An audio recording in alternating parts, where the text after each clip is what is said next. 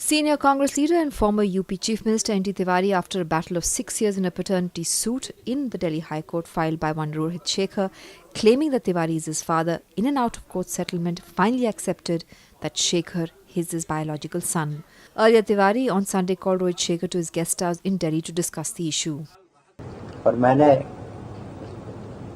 सार्वजनिक रूप से स्वीकार किया कि जो सही बात थी कि ये जो चिरंजीव बैठे हैं मेरे बगल में, ये मेरे जैविक पुत्र हैं। और इस स्वीकार करने के बाद और उसको एक आपके जरिए सबके सहयोग से मुझे ये स्पष्ट करने का मौका मिला। मैं आप सबका बहुत आभारी हूँ और मैं स्वीकार करता हूँ कि ये जो हमारे बैठे हैं ये मेरे जैविक पुत्र हैं। अगर आपने किसी को सुपुत्र अपना पुत्र मान लिया तो स्वाभाविक रूप से आपने उसको अपना उत्तराधिकारी भी मान लिया और वारिस भी मान लिया।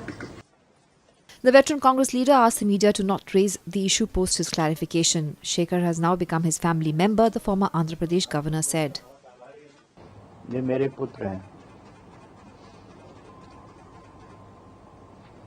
और इस संबंध में कोई संदेह नहीं रहना चाहिए। और मेरी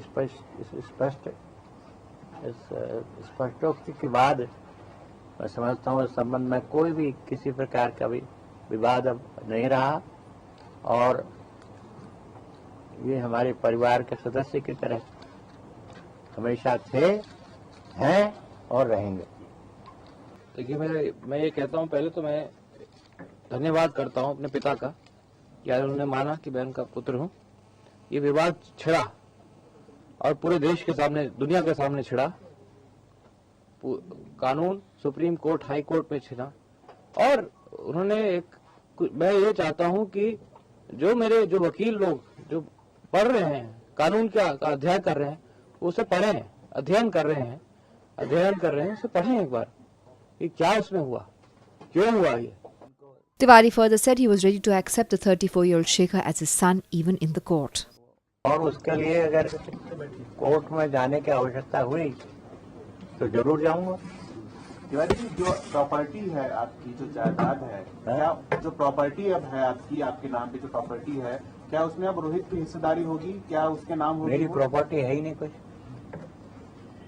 मेरी प्रॉपर्टी है नहीं कोई। आप तो मेरा जीवन जानते हैं। उत्तराधिकारी आप घोषित करेंगे? उत्तराधिकारी आप बात मेरी समझिए, क्योंकि ये कोई ऐसा मामला नहीं है, एक पारिवारिक मामला है, व्यक्तिगत मामला है। आप सब लोगों से इतनी बार पहले भी बातचीत हुई है।